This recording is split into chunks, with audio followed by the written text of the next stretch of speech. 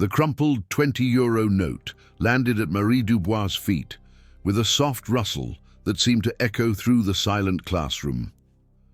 Professor Laurent Beaumont stood at the front of the advanced placement class, his manicured fingers waving a stack of yellowed documents like a conductor before an orchestra, though his audience consisted of 18-year-old students who watched him with a mixture of fear and forced admiration. The money had fallen from his Italian leather wallet as he'd pulled out the papers, and now it lay there on the worn linoleum floor, a small fortune to Marie, mere pocket change to him. Marie's fingers trembled slightly as she bent to retrieve the note, her secret fluency in 6 languages burning in her throat like swallowed fire. She could feel the weight of invisible eyes upon her, not because anyone was actually looking at the scholarship student in the back row, but because she perpetually felt the burden of being unseen, unheard, unknown.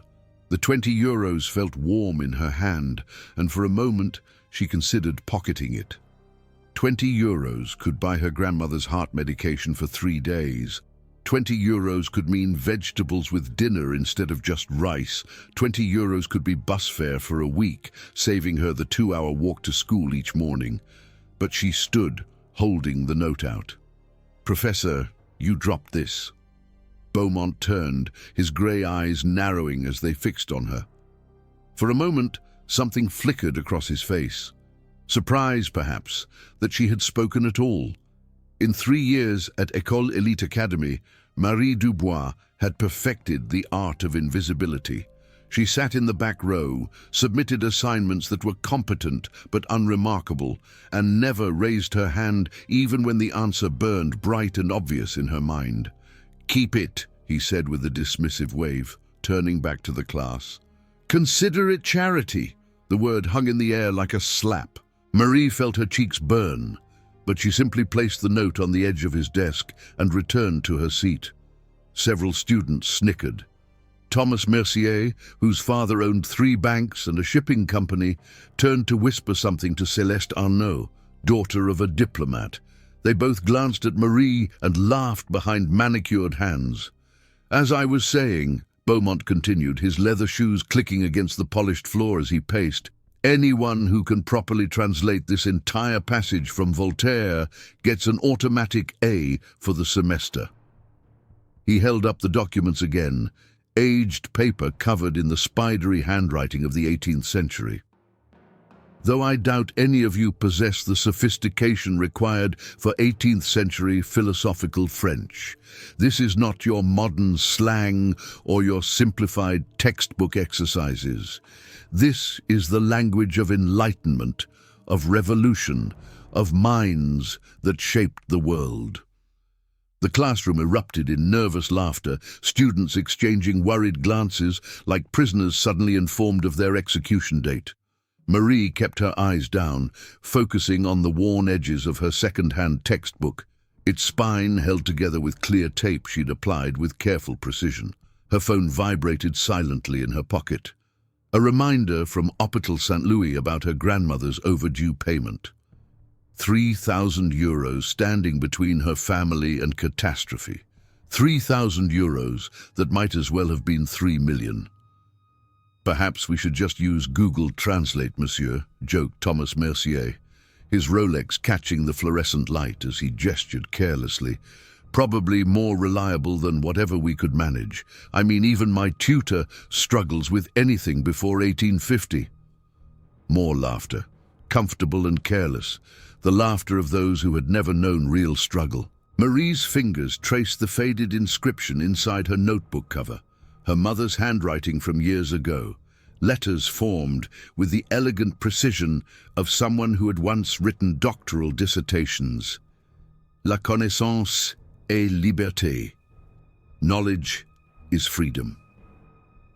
But knowledge without power was just another cage, and Marie had been caged for so long she'd almost forgotten what freedom looked like.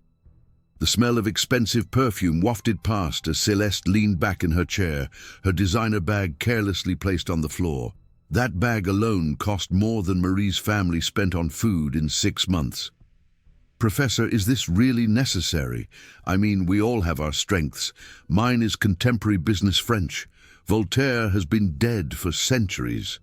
"Voltaire," Beaumont said, his voice taking on the pontificating tone he used when about to deliver what he considered profound wisdom, "is the cornerstone of French intellectual tradition. Without understanding our philosophical heritage, you are merely tourists in your own language. The Académie Française has chosen this passage specifically because it separates true scholars from pretenders." His gaze swept the room, lingering dismissively on the three scholarship students. Marie in the back left corner, Amadou Diallo near the window, and Liu Wei by the door. The pause before pretenders was deliberate, surgical in its precision. Marie hadn't always been invisible. The memories came unbidden, as they often did when she sat in this room that smelled of privilege and prejudice. 12 years ago, she had been 6 years old, standing before her kindergarten class at École Primaire Internationale, effortlessly switching between French, Arabic and Portuguese as she explained her family's heritage project. The teachers had gasped, had called her parents, had used words like prodigy and gifted and extraordinary. Her teacher, Madame Chen, had knelt beside her after the presentation, eyes bright with excitement. "Marie, do you understand how special your gift is? You don't just speak languages, you think in them, you dream in them." And she had. Each language was a different room in the palace of her mind. French was the formal dining room where thoughts were arranged with precision and elegance. Arabic was the warm kitchen where emotions simmered and stories unfolded like steam from her grandmother's tagine. Portuguese was the sunlit garden where her father's voice still lived, teaching her to see the music in words, the dance in grammar. Her Algerian mother, Yasmina, had met her Portuguese father, João, at a UNESCO conference in Paris, 15 years before Marie was born. Yasmina had been presenting a paper on the preservation of Berber oral traditions, her French accented with the musical rhythms of Algiers. João had been translating for the Portuguese delegation, his own French carrying the salt-sweet inflection of Lisbon. They had collided, literally, in the corridor between sessions, sending papers flying in a cascade of languages. "Disculpe, pardon, je suis désolé," João had stammered, kneeling to gather the scattered documents. "It's nothing," Yasmina had replied in Portuguese, and João's head had snapped up in surprise. "You speak Portuguese?" "And you understood my Arabic marginalia," she'd said, pointing to the notes he was holding. They were married 8 months later, a ceremony that required 3 translators and brought together families who shared no common language except love. Marie had been born into a world where words flowed like water between vessels, each language carrying its own flavor, its own temperature, its own weight. "Words are windows to souls," João would tell Marie, his voice gentle as velvet as he taught her to write in scripts that danced across continents. He'd sit with her for hours in his study, a room that smelled of leather-bound books and strong coffee, teaching her not just vocabulary, but the soul of each language. "Portuguese," he'd say, "is saudade, the melancholy beauty of longing. Arabic is layered like Damascus steel, each word containing histories within histories. French is precision, but also passion hidden beneath formality." By 8, she could translate conversations between her North African grandparents and Portuguese relatives at family gatherings, earning proud smiles from both sides of her family. Her grandmother, Fatima, would cup her face in weathered hands that smelled of coriander and whisper, "You are a bridge, Habibti. Never forget that bridges connect worlds." Her Portuguese avô, grandfather Antonio, would bounce her on his knee and tell her stories of navigators who used stars and words to map unknown worlds. "You have the same gift," he'd say in Portuguese, his blue eyes twinkling, "but your oceans are made of languages." The antique fountain pen had been her 10th birthday gift. brass and mother of pearl, its surface engraved with a compass rose, each cardinal direction marked in a different script. The metal was worn smooth in places by generations of hands, and when she held it close, she could smell the faint scent of her father's study, leather and old paper, where they'd spent countless hours exploring texts in multiple languages. This pen belonged to a Portuguese navigator, her father had explained, his hands gentle as he placed it in hers. Tomás Ribeiro, who sailed with Vasco da Gama but was more interested in collecting languages than gold. He wrote journals in 12 languages, creating the first Portuguese-Malay-Arabic dictionary. Now it belongs to another explorer.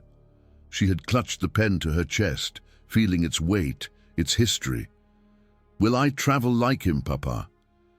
You already do, minha filha. Every book is a journey. Every language is a new country. And you, my dear one, have citizenship everywhere. 3 months later, João Dubois was dead. The accident had happened on a Tuesday morning, grey and drizzling, the kind of Paris day where the city seemed to weep. João had been working construction, a job far beneath his qualifications, but the only one available to a Portuguese immigrant whose multilingual expertise somehow meant nothing to French employers. The company he worked for, Beaumont Construction, owned by Laurent Beaumont's older brother Pierre, had ignored safety protocols to meet deadlines. The scaffolding that collapsed had been reported as unstable by 3 different workers, including João himself. Marie remembered the police officer at their door, his young face uncertain as he delivered news that would shatter their world. She remembered her mother's keening cry, a sound that transcended language, pure grief given voice. She remembered the funeral, where poems were read in Portuguese, prayers offered in Arabic, and condolences murmured in French, and how none of these languages had words adequate for the void her father left behind. The company denied liability. Their lawyers, a team that cost more per hour than João had made in a month, systematically destroyed every piece of evidence, intimidated witnesses, and portrayed João as a careless foreign worker who had ignored safety protocols. The life insurance disappeared into legal fees as Yasmina fought for justice, each court appearance draining their savings, their hope, their faith in the system that was supposed to protect them. When Yasmina's chronic illness worsened into disability, stress, the doctors said, though they might as well have diagnosed her with grief, the medical bills accumulated faster than rejection letters from her job applications. She had a doctorate in comparative literature from the University of Algiers, had published papers in prestigious journals, had been invited to speak at conferences across Europe, but suddenly no university would hire her, no research position would consider her. Even tutoring jobs mysteriously evaporated after background checks.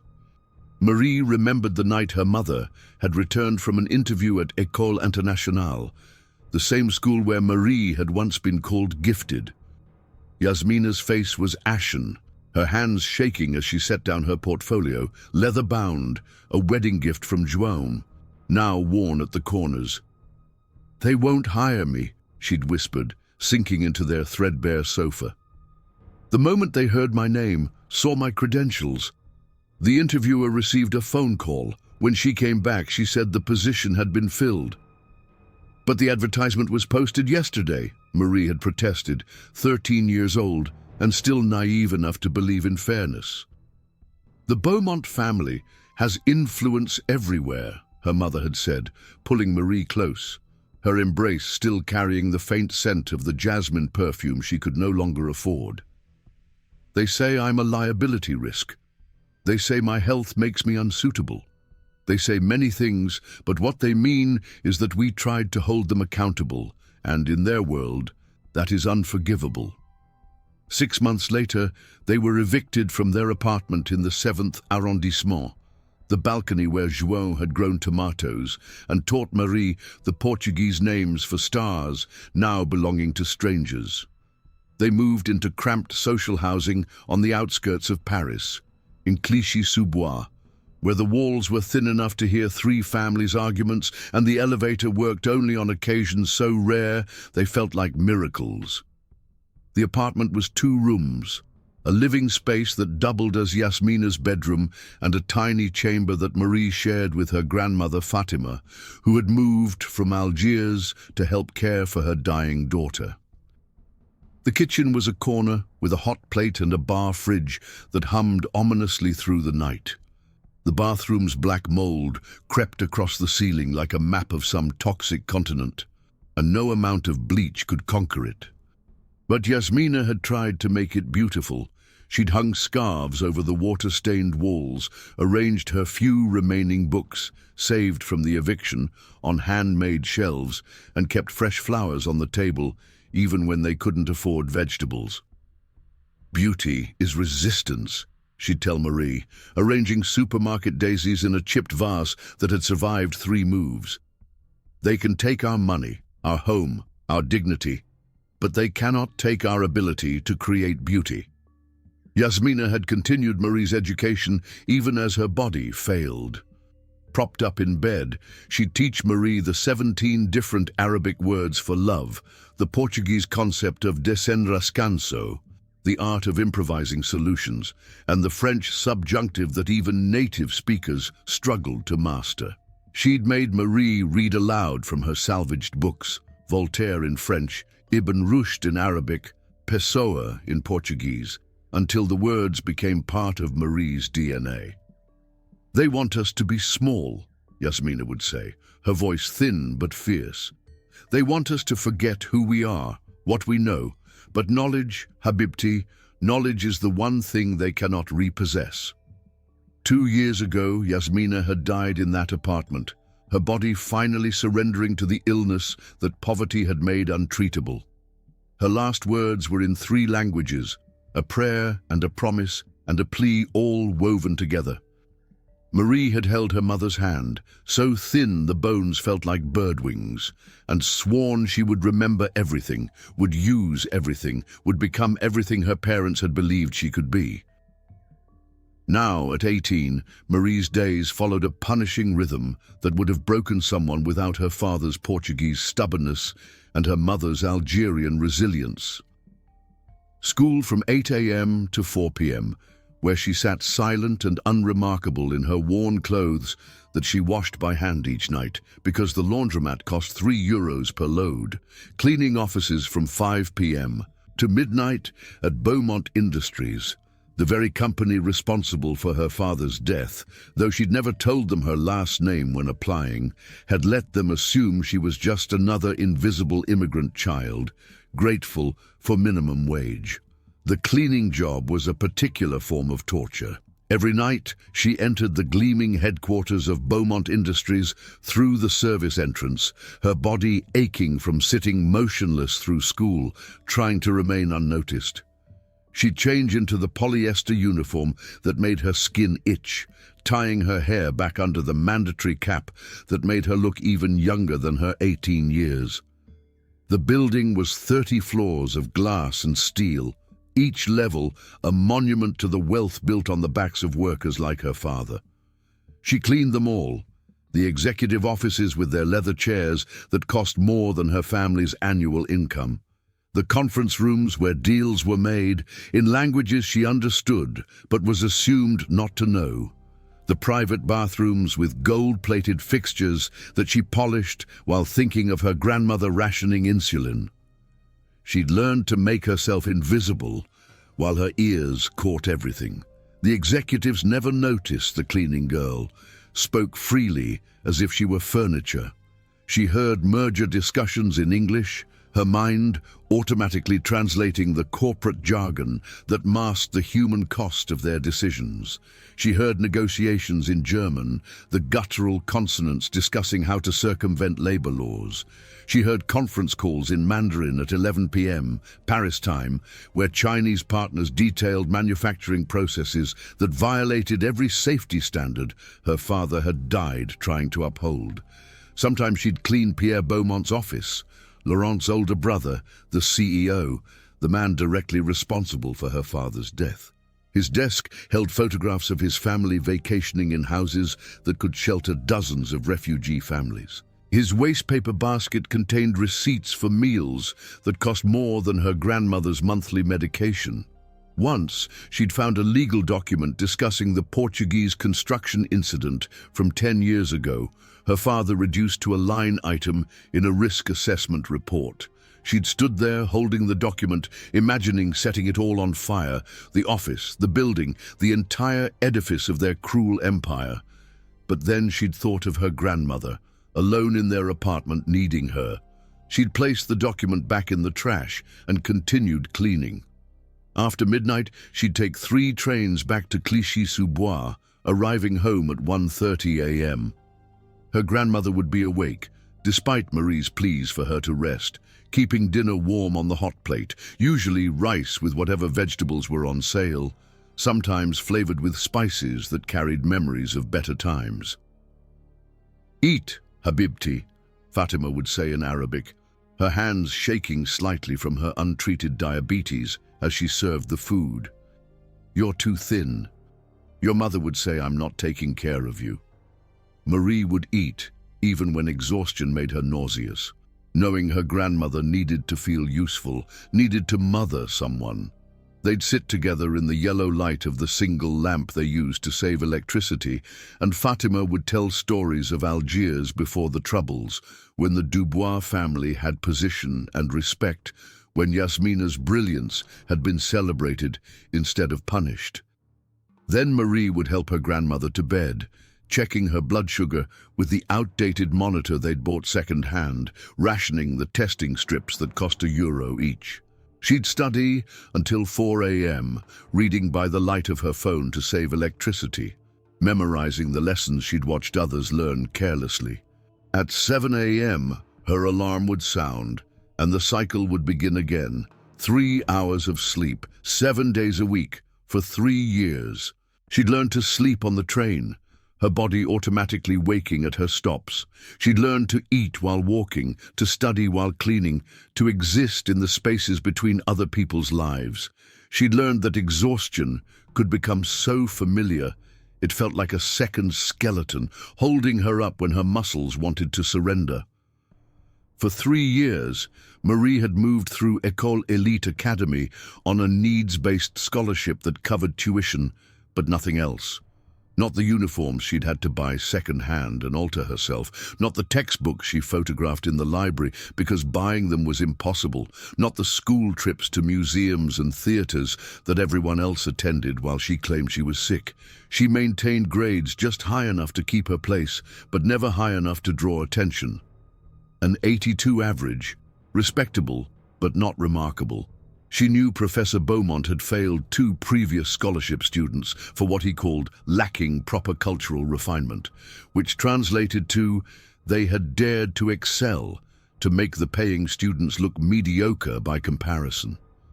She knew he took bribes from wealthy parents to inflate grades. She'd seen the envelopes discreetly handed over, had cleaned his office afterward, and found the thank you cards from parents whose children miraculously improved from failing to excellent just before university applications were due. She knew his published papers on French literature contained passages plagiarized from obscure Portuguese and Arabic sources he assumed no one could verify. She'd recognized entire paragraphs from her mother's unpublished dissertation, stolen and claimed as his own insights. The knowledge burned in her throat like acid. Every day, sitting in his classroom, hearing him lecture on honor and integrity and the superiority of French intellectual tradition, while knowing he was a thief and a fraud. But knowledge without power was worthless. Who would believe the cleaning girl over the decorated professor? Who would take the word of a scholarship student over a man whose family owned half the businesses in the 16th arrondissement?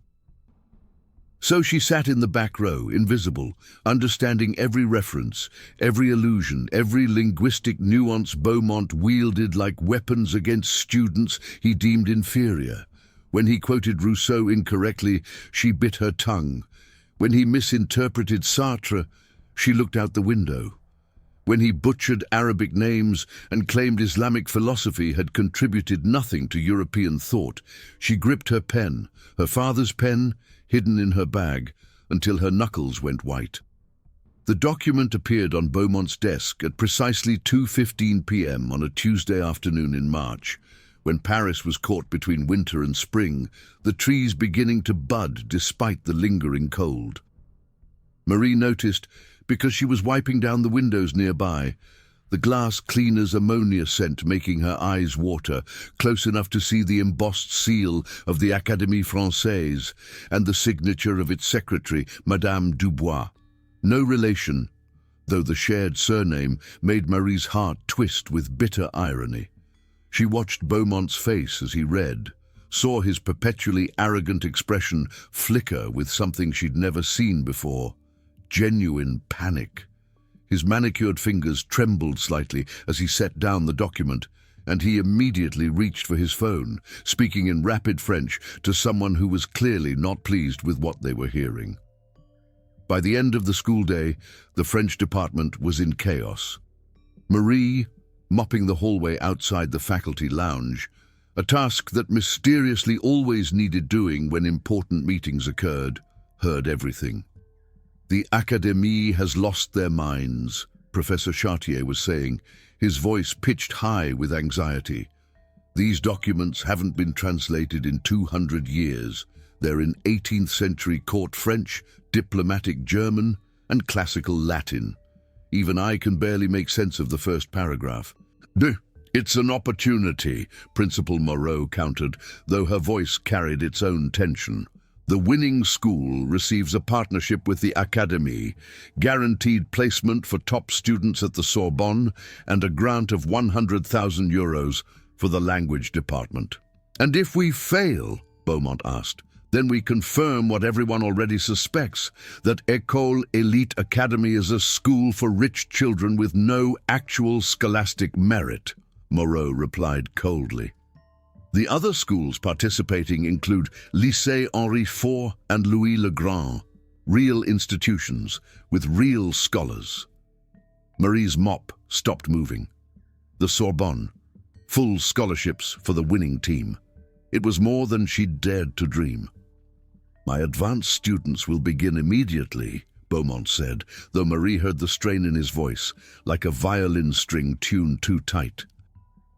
"Your advanced students," Chartier said slowly, "include Thomas Mercier, who once translated Je pense donc je suis as I think of Sue.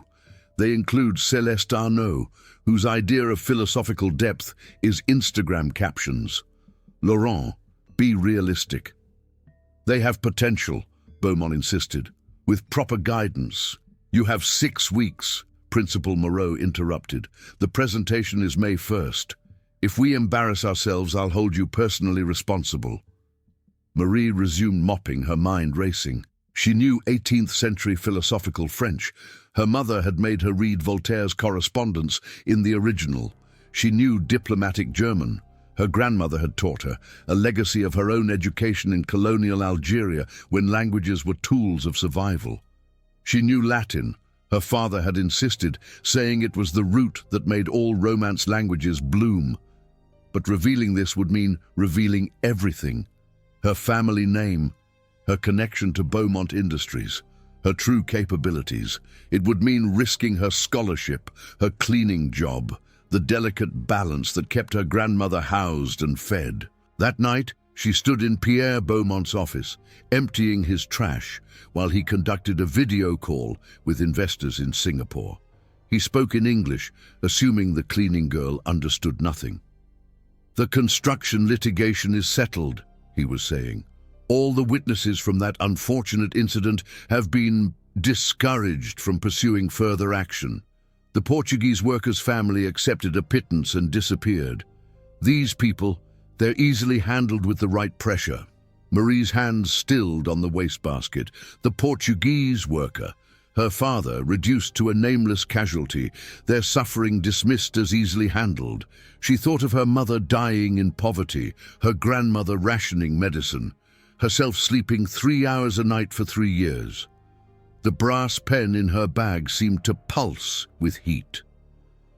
The next morning, Beaumont strutted into class, carrying the documents like trophies of war.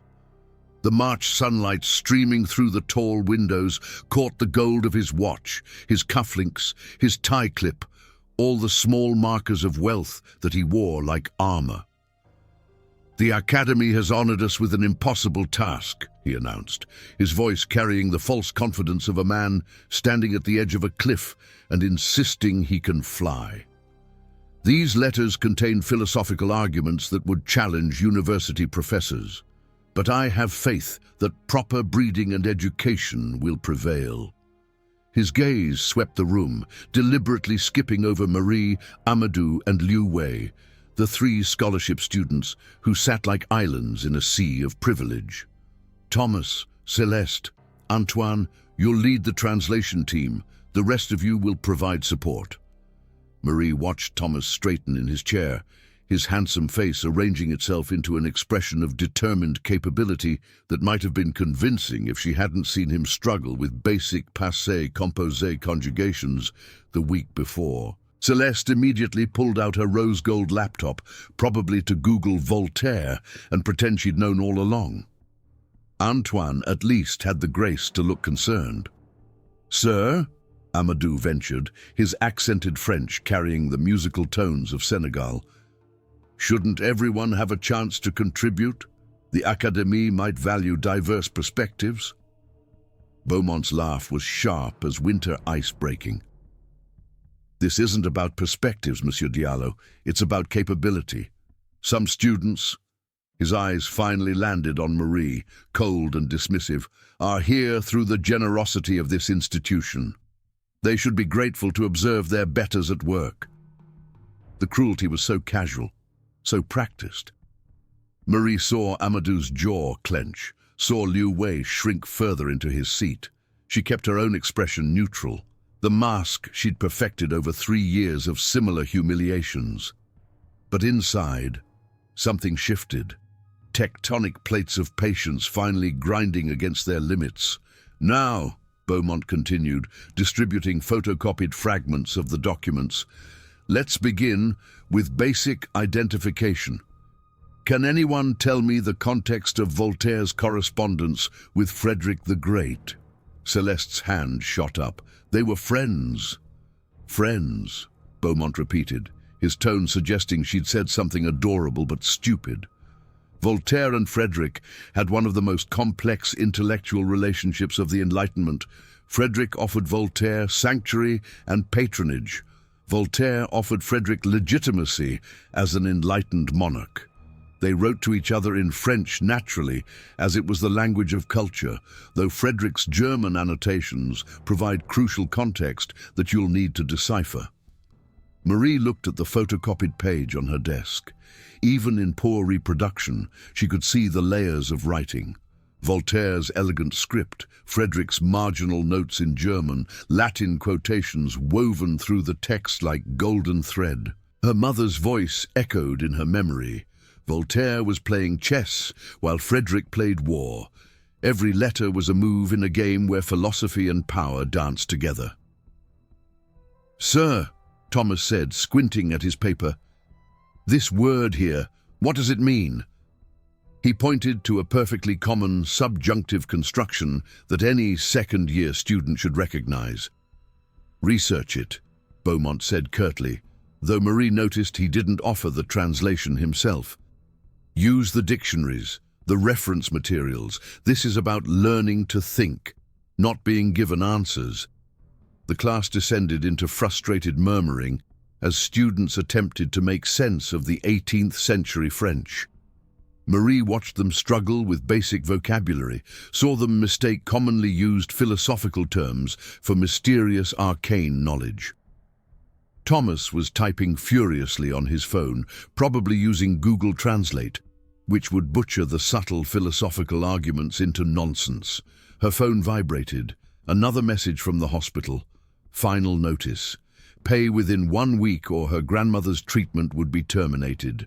3,000 euros. The Sorbonne scholarship included a living stipend of 2,000 euros per month, plus full healthcare coverage. It would solve everything. Marie made her decision at 2 a.m. that night, standing in her apartment's tiny kitchen, the eviction notice beside her translation notes.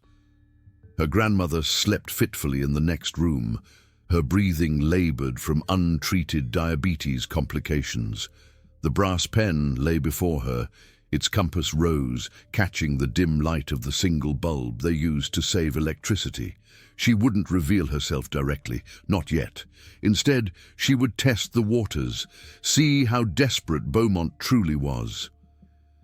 She began writing, her hand moving across paper with the fluidity her mother had trained into her.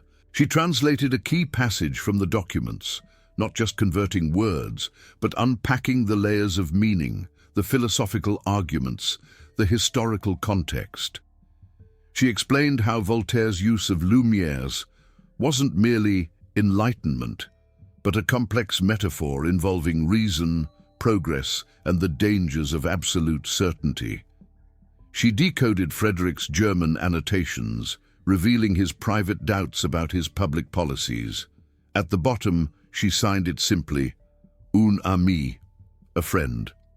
The next morning, she arrived at school early, the corridors empty except for the cleaning staff finishing their night shift. She nodded to Mohammed, the Moroccan janitor who sometimes shared his coffee with her.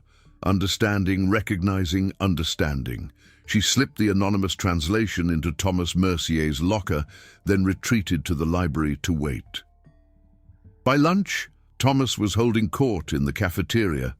Her translation spread before him as he explained his breakthrough to an admiring audience. Marie sat in her usual corner, eating the sandwich she'd made at 4 a.m.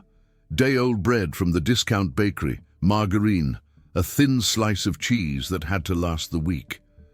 "It's about understanding the historical context," Thomas was saying, reading directly from her notes. Voltaire wasn't just discussing philosophy. He was encoding criticism of French monarchy within praise of Prussian efficiency. "Brilliant," Celeste gushed, leaning close enough that her breast brushed Thomas's arm. "How did you figure it out?" "Natural intelligence," Thomas replied, and Marie bit into her stale sandwich hard enough to make her jaw ache. She watched Beaumont approach Thomas's table, saw the relief that washed over the professor's face as he read the translation. "Excellent work, Mercier. I knew you had potential." "Thank you, sir. I stayed up all night working on it." The lie came so easily, so naturally. Thomas had probably never stayed up all night for anything except parties in Saint-Tropez. Marie continued this pattern for 3 days. Each morning, she would slip anonymous assistance into Thomas's locker. A translation here, a contextual note there, just enough to move the project forward. Thomas absorbed the credit like a sponge absorbs water, his confidence growing with each stolen insight. But on the 4th day, everything changed. Marie arrived at school to find her desk overturned, her belongings scattered across the floor like debris from an explosion. Her notebooks lay splayed open, their pages torn. Her pencil case had been emptied, its contents, cheap pens, a ruler held together with tape, the good eraser she saved for important tests, rolled under other desks. And there, in the center of the chaos, lay her mother's annotated dictionary. She'd been so careful to keep it hidden, wrapped in plastic at the bottom of her bag. But someone had gone through everything, had found it, had exposed her secret like pulling a heart from a chest. "Looking for something?"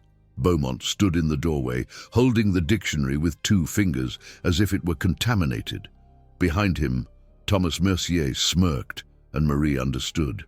Thomas had grown suspicious of his mysterious benefactor, had probably mentioned it to Beaumont, who had searched the belongings of the only students he considered capable of such work, the scholarship students. "It was my mother's," Marie said quietly, kneeling to gather her scattered belongings. "Your mother, the cleaning woman?"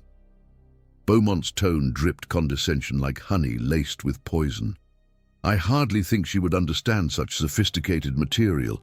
This is clearly stolen from the library." Marie's hands stilled on her torn notebook. She could feel the other students arriving, gathering in the doorway to watch the spectacle. She heard whispers, Giggles, the sound of phones being pulled out to record her humiliation. My mother had a doctorate in comparative literature from the University of Algiers, Marie replied, her voice steady despite her racing heart. She stood slowly, meeting Beaumont's gaze. She spoke 7 languages fluently and was published in 3 international journals before she became ill. The laughter that erupted from Beaumont was performative, meant for his audience. An Algerian degree might as well be written in crayon. Third world universities hand out doctorates like candy to anyone who can spell their name correctly. Marie felt something snap inside her chest, clean and sharp like a breaking bone. She studied at the Sorbonne for 2 years on exchange. Her thesis advisor was Professor Emeritus Jean-Claude Barthes. Would you like to see her publications, or would you prefer to continue insulting the dead? A hush fell over the gathered students. Beaumont's face darkened, the red of rage creeping up from his collar. How dare you speak to me with such insolence? I'm confiscating this as suspected stolen property, and I'm adding a disciplinary note to your file for theft and dishonesty. He turned to leave, her mother's dictionary, her last tangible connection to Yasmina's scholarship, in his hands. At the door, he paused, not looking back. The translation committee meets tomorrow at 3 p.m. Scholarship students will serve refreshments. Perhaps that's more suited to your capabilities. You seem to have inherited your mother's talent for service work. The words hung in the air like a curse. Marie stood among the ruins of her belongings as students filed past, some averting their eyes, others smirking. Celeste stepped deliberately on one of Marie's notebooks as she passed, her heel leaving a dirty print on the cover. Only Amadou lingered, helping her gather her things. "He's wrong," he said quietly in French accented with the warmth of Dakar. "Your mother sounds like she was brilliant." "She was," Marie whispered, her throat tight. "She was everything." That night, Marie's grandmother suffered a mild stroke. It happened at 11 p.m., just as Marie was changing out of her cleaning uniform. Her phone rang, the neighbor, Madame Benali, her voice tight with panic. She collapsed in the hallway. "The ambulance is here." Marie ran the entire way to the metro, her body moving on autopilot while her mind screamed. Not now, not her, not the only family she had left. She couldn't lose someone else to the grinding machinery of poverty, couldn't watch another brilliant woman reduced to a casualty of circumstance. The ambulance ride alone cost €300 they didn't have. Marie signed the papers with a shaking hand, adding to debts that already felt insurmountable. She sat in the emergency room at Hôpital Saint-Louis, the fluorescent lights harsh and unforgiving at 2 a.m., surrounded by others who looked equally desperate, equally exhausted, equally forgotten by a system that demanded payment for the right to survive. Her grandmother was stable, but needed monitoring, needed medication, needed care that cost more than Marie could earn in months. The doctor, young and harried, explained about blood thinners and physical therapy and follow-up appointments, each word another expense, another impossibility. "Do you have insurance?" he asked, and Marie almost laughed at the absurdity of it. "We have poverty," she wanted to say. "Is that covered?" At 5 a.m., her grandmother finally woke, her eyes unfocused but aware. "Marie," she whispered in Arabic, "did I miss dawn prayers?" "No, Jeddah," Marie replied, holding her grandmother's hand, feeling how fragile the bones were, like a bird's. "You're in the hospital. You're going to be okay. The money, don't worry about money." The lie came easily, necessarily. "Just rest." Her grandmother's eyes, clouded with age and illness, suddenly sharpened. "Your mother used to say that. Same tone, same lie. You are so much like her, Habibti. Too much like her, carrying the world on shoulders not built for such weight." Marie stayed until the morning shift change, then walked to school because she couldn't afford the metro fare after the ambulance payment. She arrived late, slipping into Beaumont's class as he was mid-lecture about the superiority of French philosophical tradition. "How generous of you to join us, Mademoiselle Dubois," he said, his voice carrying across the room like a whip crack. "Though I suppose punctuality is a bourgeois concept your family hasn't mastered." The class tittered nervously. Marie said nothing, sliding into her seat, still bearing the scars of yesterday's destruction, and pulling out her notebook. She had slept 90 minutes in a hospital chair. Her grandmother needed surgery within the week or risk another stroke. The Sorbonne scholarship was no longer a dream, it was survival. The translation committee meeting was scheduled for 3 p.m. Marie arrived with the tea service at 2:55, wheeling the cart with its delicate china that cost more than her family's monthly food budget. Through the conference room's glass doors, she could see them already gathered. Thomas at the whiteboard, Celeste and Antoine flanking him like courtiers, Beaumont pacing with barely controlled agitation. She entered quietly, professionally, the invisible servant they expected. As she arranged the cups and saucers, she listened to Thomas butchering a critical passage about free will and determinism, his pronunciation mangling the delicate philosophical terms into gibberish. "This is impossible," Celeste complained, her voice pitched high with frustration. "Even with dictionaries, even with online resources, we can't decode half of these words. It's like they're written in code." "They are," Antoine muttered. 18th century philosophers loved their word games, their hidden meanings, without understanding the context, the personalities, the political situation. We're just guessing. "The Academy deadline is in 48 hours, Beaumont snapped, his usual composure cracking like ice under pressure. "If we fail, the school's reputation, my reputation, will be ruined. Other schools will have submitted their translations, will be compared, ranked, judged." Marie set down the tea tray with deliberate force, making the cups rattle like bones. Everyone turned to look at her, the servant who had dared to make noise. She met Beaumont's gaze steadily. "L'homme est né libre, et partout il est dans les fers," she quoted softly, her pronunciation perfect, each syllable carrying the weight of centuries. "That's Rousseau, not Voltaire. You're conflating two different philosophical traditions in your translation." The room fell silent. Beaumont's face darkened to the color of old wine. "Servants don't speak unless spoken to." "I'm not a servant," Marie replied, stepping forward from behind the tea cart. "I'm a student at this school, and that passage you're struggling with isn't about free will. It's about the tension between individual liberty and social contract. Voltaire is arguing with Frederick about the limits of enlightened absolutism, using Rousseau's ideas as a counterpoint to Machiavellian pragmatism." "How dare you!" Beaumont began, but Marie was already moving to the whiteboard, picking up a marker with the same confidence her mother had once shown standing before lecture halls. "The Latin quotation in the margin," she continued, writing with quick, precise strokes, "is from Seneca's letters to Lucilius. Every new thing excites the mind, but a mind that seeks truth turns from the new and seeks the old." Voltaire often used Stoic philosophy to counter Frederick's pragmatism. Frederick, you see, was fascinated by Machiavelli, but Voltaire believed that power without moral philosophy was merely tyranny with better clothes. She wrote the passage in the original 18th century French, then below it the modern translation, maintaining the philosophical nuances that Thomas had butchered.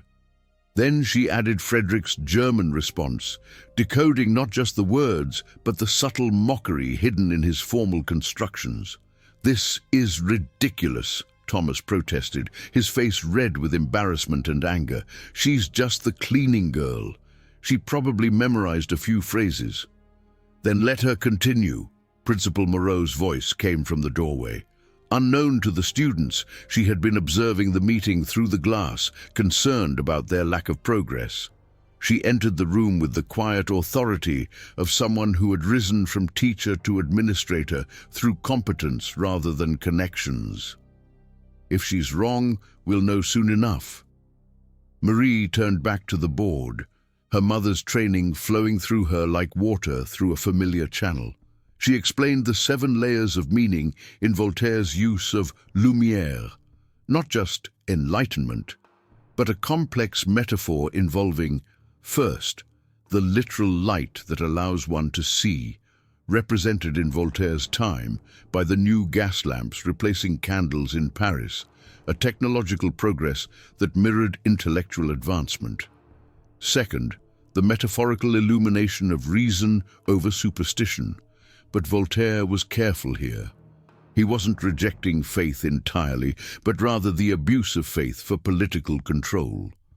Third, the Northern Lights reference that appeared 3 letters later, a hidden compliment to Frederick's Prussia, while simultaneously suggesting that such light was beautiful but cold, impressive but unsuitable for growing things. Fourth, the Masonic symbolism that both men would have recognized, though neither would acknowledge publicly, the great architect's light that builds order from chaos.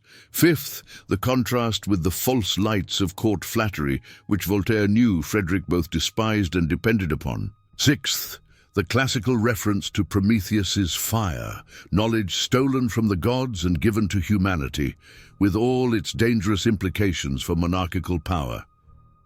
And seventh, the personal meaning between the 2 men, their correspondence itself as a form of light in an age of censorship and suppression. Furthermore, Marie continued, her voice gaining strength as she warmed to the subject, when Frederick responds in German, he's not just switching languages for privacy. German, in the 18th century, was considered less refined than French, more suited to military commands than philosophical discourse. By responding in German, Frederick is simultaneously accepting Voltaire's criticism and rejecting it, saying essentially, "Your French philosophy is beautiful but impractical. Here in the real world, we speak plainer truths." She decoded Frederick's annotations, revealing layers Thomas hadn't even suspected existed. Here, when Frederick writes Ihre Durchlaucht, Your Serene Highness, in the margin next to Voltaire's discussion of equality, he's being deeply sarcastic. He's reminding Voltaire that for all his talk of universal brotherhood, he's quite happy to accept patronage from an absolute monarch. But the genius, Marie said, turning to face her audience, is in Voltaire's countermove 3 letters later. He quotes Confucius, in Latin translation, about the superior man understanding what is right, while the inferior man understands what will sell. It seems like agreement, but it's actually a subtle insult. He's suggesting that Frederick understands power, but not virtue.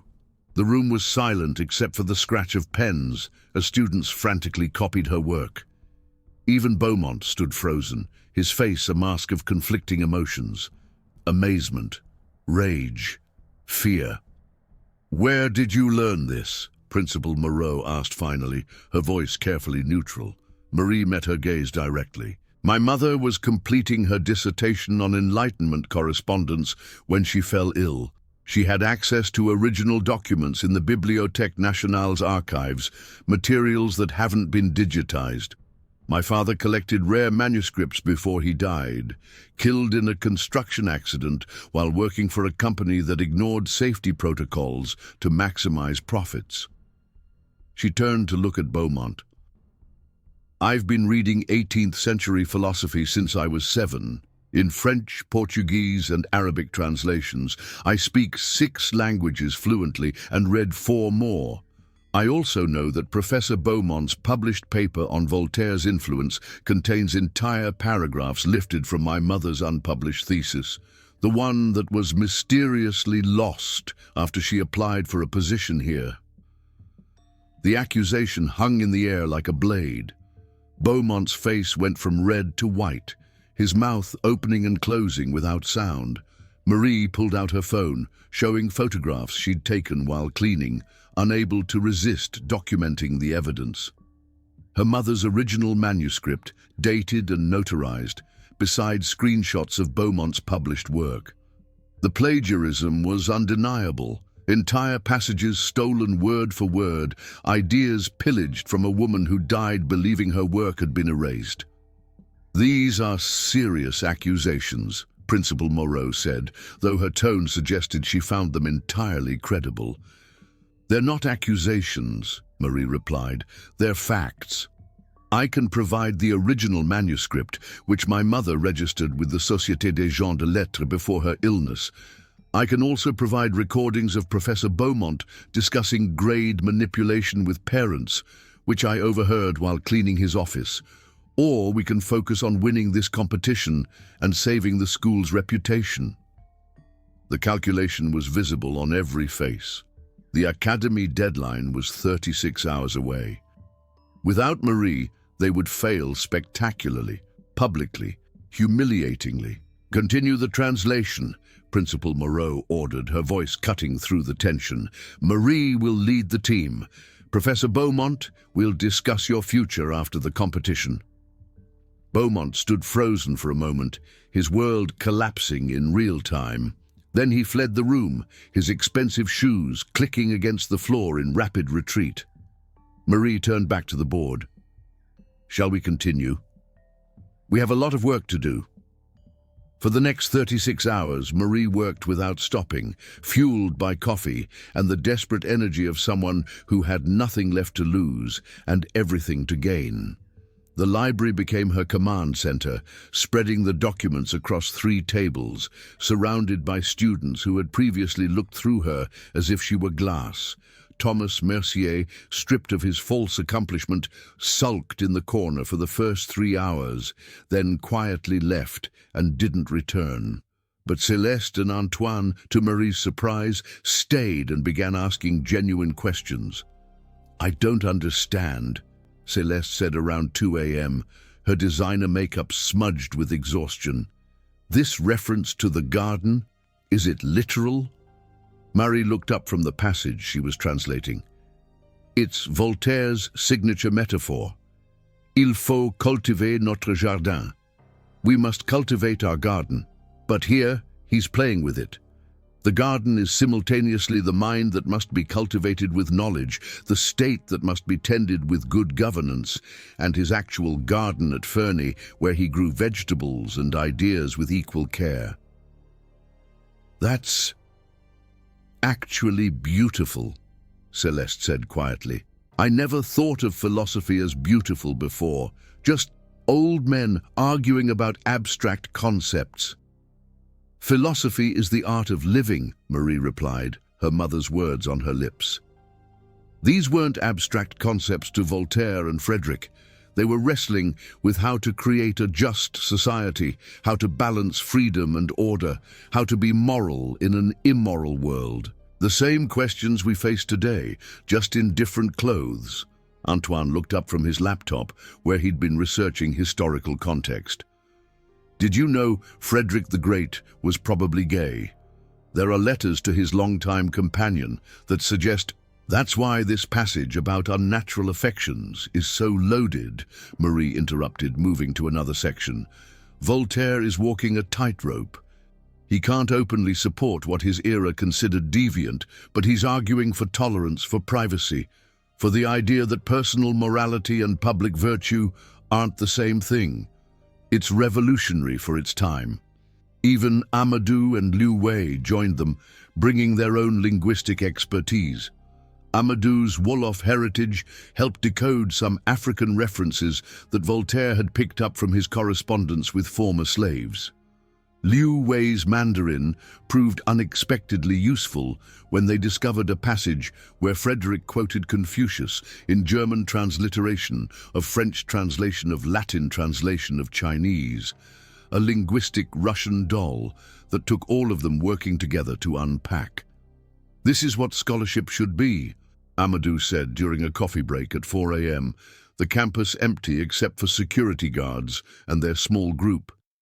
"Not just memorizing what others have thought, but thinking together, building something new from something old." Marie thought of her mother, who had believed the same thing, who had died with her brilliance unrecognized. "Knowledge is meant to be shared," she said. That's the only way it grows. By dawn of the presentation day, they had completed the translation, not just a literal conversion of words, but a complete analysis that revealed the philosophical, political, and personal dimensions of the correspondence. Marie had written most of it, but everyone had contributed something, even if just a question that led to a deeper understanding. Principal Moreau arrived at 7 a.m. with coffee and croissants, her eyes taking in the chaos of books, papers, and exhausted teenagers. "How's it going?" "It's done," Marie said, her voice hoarse from explaining, teaching, translating. "We're ready." "Good. Beaumont has submitted his resignation, effective immediately. He'll introduce the team for appearance's sake, but you'll present." Moreau paused, studying Marie with eyes that had seen too much to be easily fooled. "I've also been in contact with the original review committee for your mother's job application. It seems there were irregularities in the process. The school owes your family a debt that can never be fully repaid, but we can start with ensuring you receive what you've earned." Marie felt tears threaten for the first time in years. She blinked them back. There would be time for crying later, in private, where grief could be honored properly. The academy presentation took place in the school's grand auditorium at 2 p.m. The space had been built in the 19th century, all dark wood and velvet seats, portraits of former headmasters gazing down with oil-painted disapproval. 3 elderly academicians sat in the front row, their faces masks of skeptical intelligence. Other elite schools had sent their teams, Lycée Henri Feu with their matching blazers and confident smiles, Lycée Louis le Grand with their reputation for producing presidents and philosophers, institutions with centuries of prestige and students who'd been groomed for success since birth. Marie stood backstage in her best clothes, a black skirt she'd bought second-hand and hemmed herself, a white blouse that had been her mother's, carefully preserved and pressed. Around her, Celeste and Antoine wore designer outfits that cost more than Marie's family spent in a year, but for once, the contrast didn't sting. She had something they didn't: the knowledge her parents had died protecting, the languages they'd given her as inheritance, the brilliance that poverty had hidden but never extinguished. Beaumont introduced them with forced enthusiasm, his words stilted, his eyes never meeting Marie's. École Elite Academy presents our translation team, led by our top linguistics scholar, Marie Dubois. There was a murmur from the audience. Dubois wasn't a name associated with the school's elite, but Marie stepped forward with the confidence her mother had taught her, the strength her father had shown, the dignity her grandmother maintained despite everything. She began not with translation, but with context, her voice clear and carrying. "Messieurs and mesdames of the Académie, before we present our translation, you need to understand that these letters aren't just historical documents. They're a conversation between two men trying to change the world while trapped by the very systems they sought to reform. Voltaire, the exile who criticized French monarchy from safety in Prussia. Frederick, the absolute monarch who fancied himself a philosopher. Their correspondence is a dance of power and ideas, flattery and criticism, public face and private truth." She switched to German suddenly, quoting Frederick's private diary, something she'd discovered in her mother's notes. "Der Franzose ist brillant aber naiv." The Frenchman is brilliant but naive. That's what Frederick really thought of Voltaire. But publicly, he called him the greatest mind of the age. This doubleness appears throughout their letters. Then Arabic, quoting Ibn Rushd on the harmony between philosophy and religion, showing how Voltaire had incorporated Islamic thought into his arguments without attribution, typical of European philosophers who borrowed from the East while claiming superiority over it. Then Portuguese, her father's language flowing like music as she quoted Pessoa on the multiplicity of self, relating it to how Voltaire and Frederick each performed different versions of themselves in their letters. When she finally presented the translation itself, she didn't just read it, she inhabited it. She became Voltaire, witty and cutting, using flattery like a rapier. She became Frederick, cynical and yearning, wanting to be the philosopher king but knowing that power corrupts even the most noble intentions. She revealed connections no one had seen before, how Voltaire had hidden a criticism of French monarchy's treatment of Huguenots within a discussion of Roman persecution of Christians, knowing Frederick would understand the parallel as his Prussia had welcomed French Protestant refugees. How Frederick's comments about Eastern wisdom were actually veiled references to his correspondence with Chinese Jesuit missionaries, suggesting that Enlightenment thought was far more globally influenced than European historians admitted. How a seemingly innocent discussion of gardening was actually a coded debate about the American Revolution, which was brewing as they wrote, Voltaire supporting the colonists' right to self-governance, Frederick warning that democracy was mob rule dressed in philosophy. She even identified a previously unknown reference to Catherine the Great, hidden in a Latin pun, suggesting a secret correspondence that historians had suspected, but never proven. But the most remarkable discovery, Marie said, her voice dropping to draw the audience in, is this passage here, which previous translations have rendered as a discussion of music. But when you understand that Frederick was a composer, and Voltaire was tone-deaf, you realize it's not about music at all. It's about harmony versus melody in governance. Frederick arguing for strong leadership providing melody while the people provide harmony. Voltaire countering that true music comes from everyone playing the same song. It's the entire democracy versus enlightened despotism debate, encoded in a metaphor that's been misunderstood for 2 centuries. When she finished, the auditorium was silent. Then the lead academician, a woman whose white hair and sharp eyes suggested decades of scholarship, stood and began to applaud. The applause spread like fire through water, even the competing schools joining in. "Mademoiselle Dubois," the academician said when the noise died down, "that wasn't just translation, that was resurrection. You've made dead men speak, and more importantly, you've made them relevant. Your understanding of the linguistic, philosophical, and historical dimensions of this text surpasses work I've seen from doctoral candidates." She paused, exchanging glances with her colleagues. "The Académie would like to offer you not just the standard Sorbonne scholarship, but a special fellowship, usually reserved for graduate students. It includes full tuition, housing, healthcare, and a stipend sufficient to support family members. Additionally, we'd like to discuss publishing your translation with full academic credits. This work deserves to be widely known."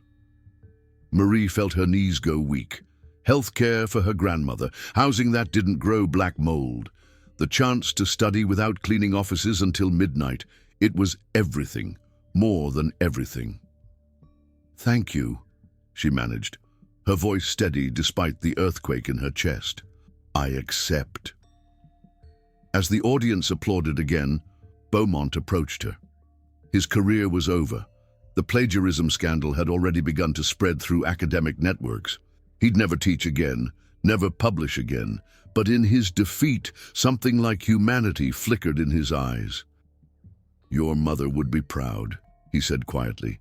Marie looked at him steadily, seeing him clearly for the first time, not a monster but a small man who'd built his ego on stolen foundations, who'd confused privilege with merit, who'd spent so long believing his own lies that truth felt like assault. "She always was," she replied, and meant it. 6 months later, Marie sat in a sunlit seminar room at the Sorbonne, leading a discussion on translation theory with students twice her age. The room was small but beautiful, with tall windows overlooking the Latin Quarter, shelves lined with books in a dozen languages, the air thick with the perfume of intelligence and argument. Her grandmother, recovering well from successful surgery, lived with her in a small but comfortable apartment near the university, paid for by her fellowship. The apartment had 2 bedrooms, A kitchen with a real stove, windows that actually sealed against winter, and no mold. Luxuries that still felt surreal. Fatima had cried when she saw it, then immediately set about making it home, hanging the same scarves Yasmina had once used to hide water stains, arranging the rescued books on proper shelves, filling the rooms with the scent of North African spices and the sound of Arabic news programs. The brass compass pen rested on Marie's desk, no longer hidden but displayed proudly beside a photograph of her parents on their wedding day. Joan dark and smiling, Yasmina radiant in a dress that blended Algerian and Portuguese traditions. When Marie wrote with the pen now, she thought not just of her parents, but of all the invisible students whose brilliance was dismissed because of their circumstances, whose languages were considered inferior, whose knowledge was ignored because it came in the wrong accent. Professor Beaumont's disgrace had made national news. "Academic fraud at elite institution," the headline screamed, followed by investigations that revealed decades of plagiarism, bribery, and discrimination at schools across France. École Elite Academy had undergone a complete administrative overhaul. Principal Moreau, promoted to superintendent, had instituted new policies actively recruiting multilingual students from immigrant communities. Recognizing that France's future lay not in preserving some mythical pure culture, but in embracing the magnificent complexity of its actual population. Thomas Mercier, humbled by the experience, had actually begun studying languages seriously.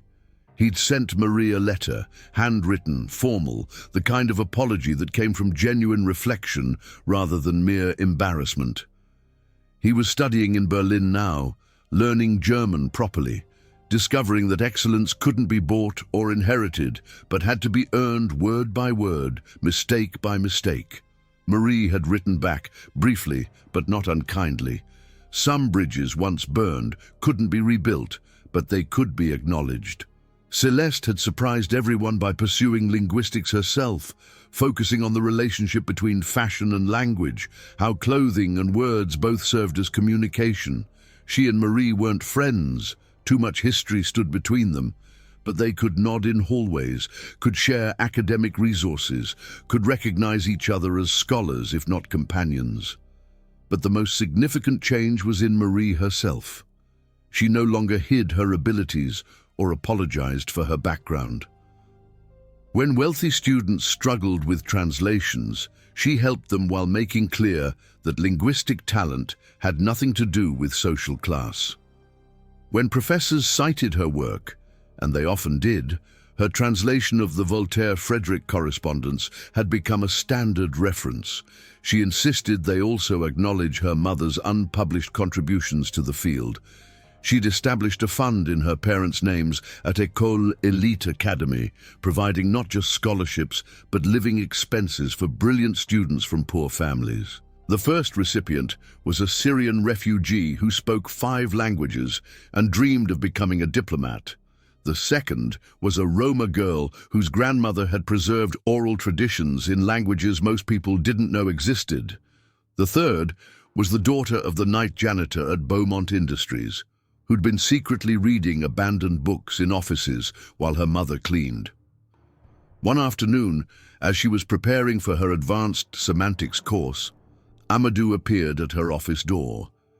He'd won his own scholarship to study engineering, but had kept in touch, their friendship forged in those desperate hours, translating dead philosophers into living meaning.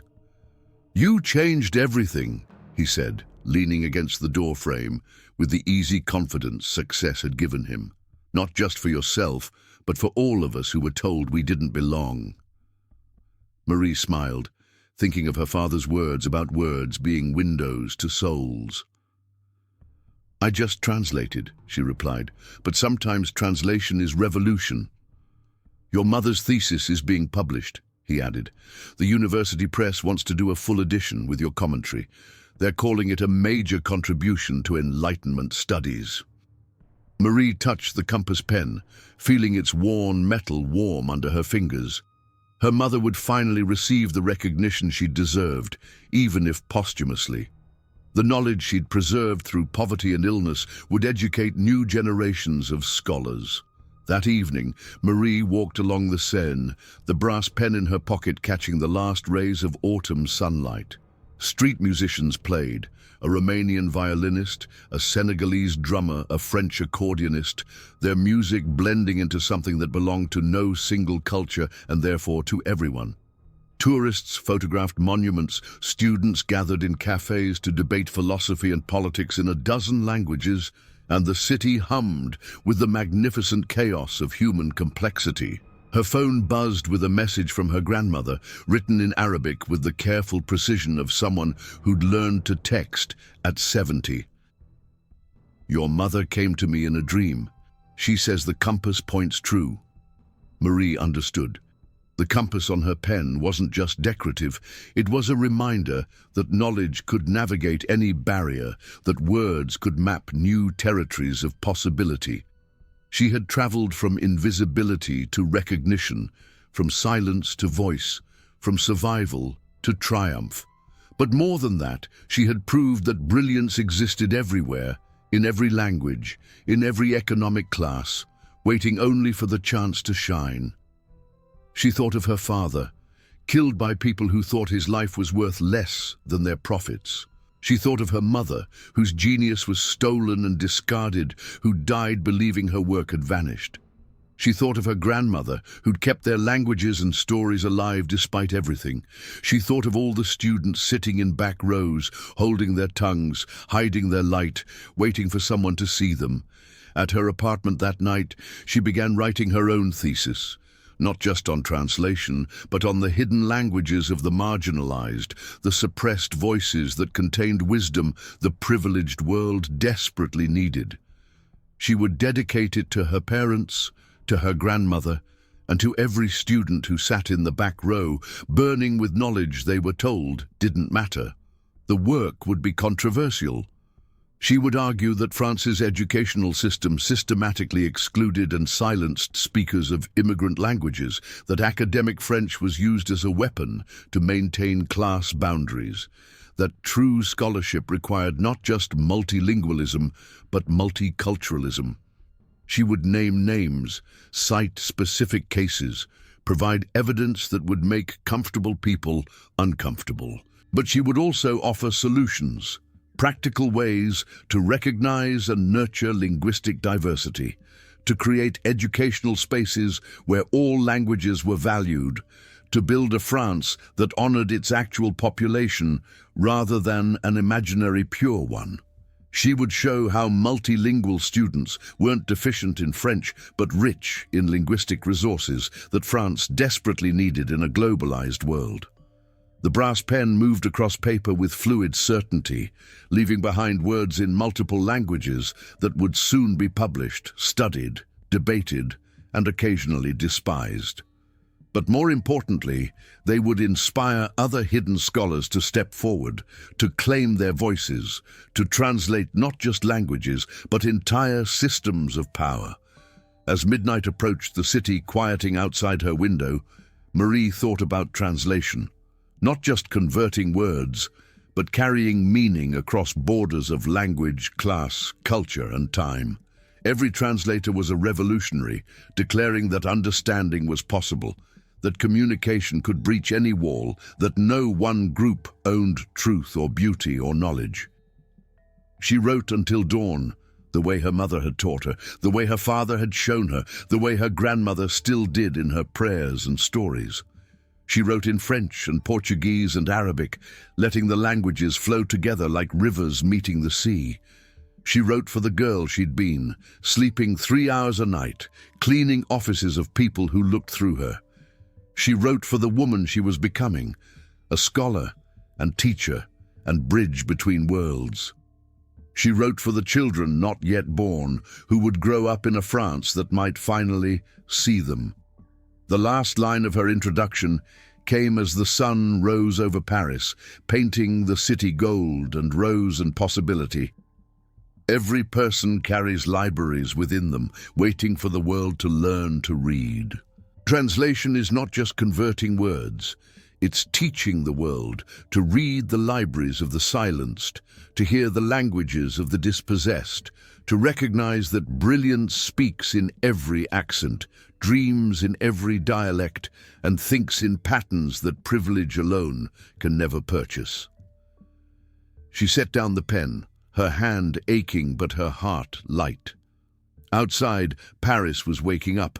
Shopkeepers raising their metal shutters, students stumbling toward early classes, workers beginning another day of labor that the world would never properly value.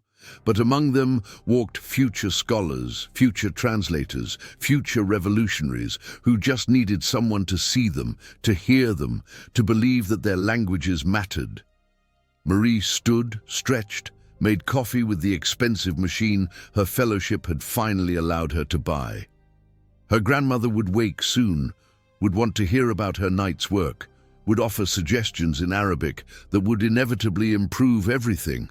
They would have breakfast together, fresh bread from the bakery, jam made by their neighbor from Marseille, tea imported from a Moroccan shop that reminded them of better times.